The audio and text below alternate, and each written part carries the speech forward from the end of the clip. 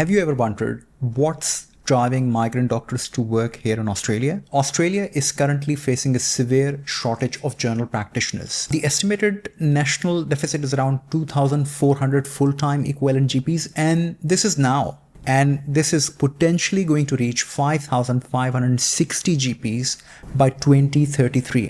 The problem isn't just limited to the shortage of GPs. The lack of GPs put additional pressures on the hospitals, especially emergency department across major cities, towns, and even rural areas. This growing crisis affects the entire health system. Hence, it's not just the GPs, it's the specialists. It's not just the specialists, it's the registrars and the junior doctors. So the effect pretty much trickles upstream as well as downstream. In this video, I will be discussing identified doctor shortage areas, which specialties are in demand, unrealistic goals of migrant doctors. Let me tell you about the worst affected areas in Australia. In New South Wales, Eden Monaro region, and these are towns like Bega, Bombala, Berrydale, Cobargo, Pambula, Merimbula, they have got serious GP shortages. Also, the regions of Curtis Head, and this area has high senior population, that is the elderly population. In Victoria, Wimmera and Mali regions, which have got towns like Cheperet, Geneva, Nihil, Oyen, Robinvale, and Sea Lake, they face significant GP shortages, making it difficult to secure an appointment for weeks. What about Queensland? The regions of Kingaroy, residents face waiting list for up to 8 weeks for GP appointments, and the local practices are not accepting new patients at all. Also, Muramba and Rockhampton, we've placed so many doctors in Rockhamptons, but the deficiency is still there. These regions are struggling with severe health care challenges due to GP closures. What about Western Australia and the areas like Augusta? Then this is a town with high elderly population. This is a published data. It's not what I'm saying. South Australia and Tasmania, Port Broughton, another area. Tasmania, even the main cities in Tasmania like Hobart and some of the other fringes have, multiple GP clinics have closed down in the past year. GPs have stopped being bulk billed.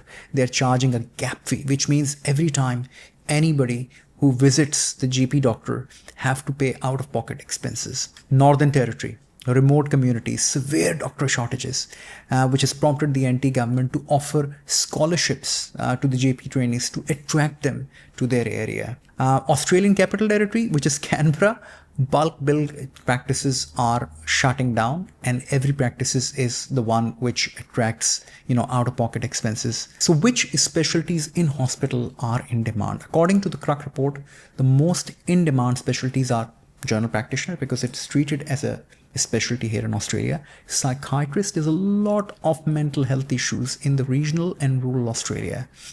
Obstetrics and gynecologists, radiologists, and additionally, I would say emergency departments in general medicines, where they are interlinked with geriatrics.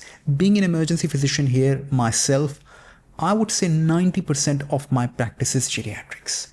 General medicine, 90 to 95% is geriatric, and geriatric, obviously it's always geriatrics. There are patients who are stuck in our hospital for months on end because they're not safe enough to go back home, and there are hardly enough nursing home placements.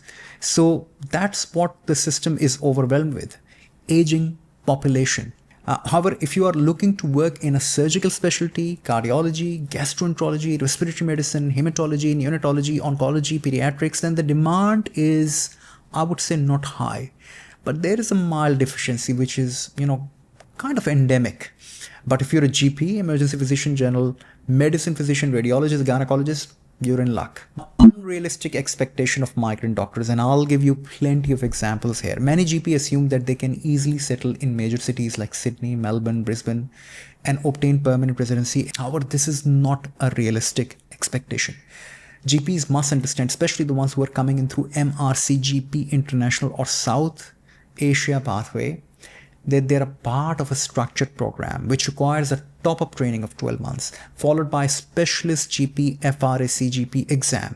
Without completing both of this top-up training and exam, the chances of long-term success here in Australia are slim. I'm not sure because we have not come to that stage, But I think if you're not able to complete your exam and the requirements as mandated by the board, you are very unlikely to get your renewal of registration. There might be some time leverages and you can extend that exam duration period. You need to understand there are a number of times of attempts for that exam. It is not that you can keep on sitting the exam. Now I'll tell you a case study. Emergency medicine consultant who recently approached me, and he wants to work exclusively in Western Sydney emergency department.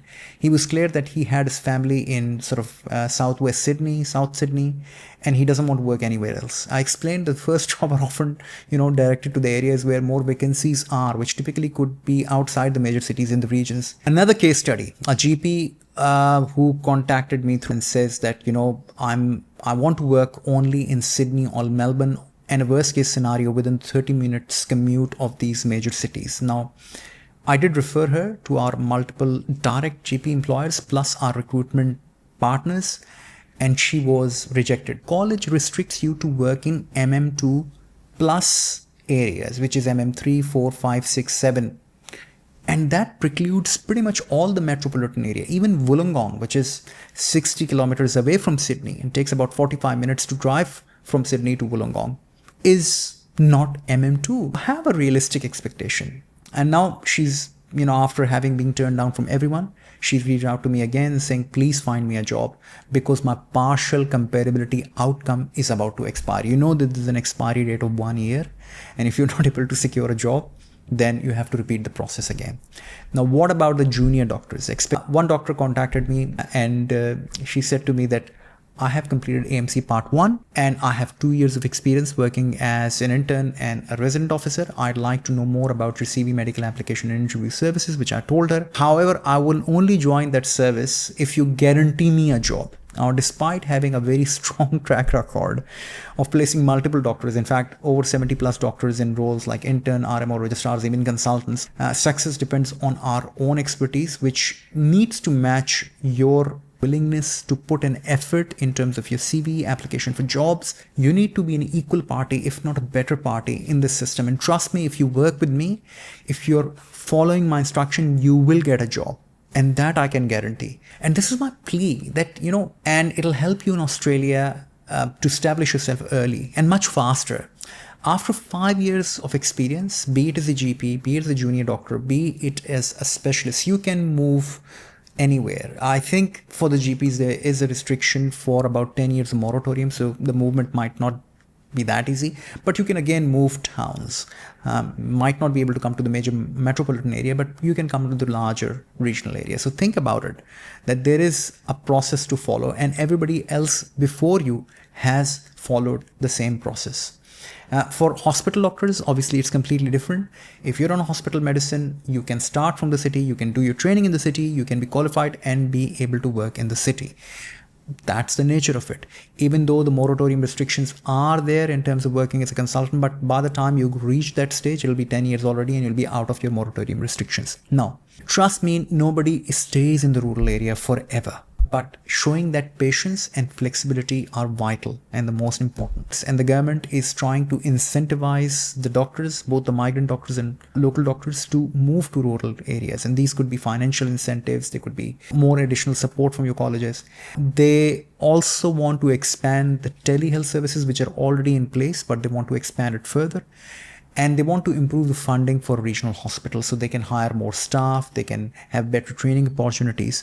But unfortunately, all of these things have to take time. They cannot be immediately implemented. Despite them being in the pipeline for a number of years, it does take time. As a result, Australia will continue to rely on migrant doctors. So that's why I say that there's always going to be a good way of sustaining your life in regional and rural Australia. And trust me, some of my friends who moved out to regional areas, they love it there. As I said, with every challenge, there's an opportunity. And at this present time, I think there's a major opportunities for IMGs. Becoming a well-earning GP in Australia is highly achievable, especially for those who are willing to start in rural, start in regional areas, gain experience, pass your exam, gradually transition to your more preferred location slowly.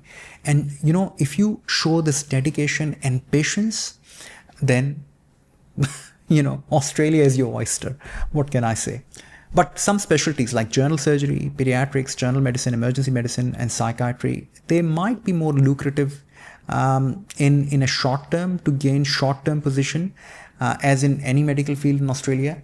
But then you have to be realistic in terms of your movements to utilize the opportunity to become a specialist in those areas. My final takeaway point is that if you can plan yourself carefully, work hard and set realistic expectation, I repeat, realistic expectation, you will achieve your career goals in Australia sooner than you think.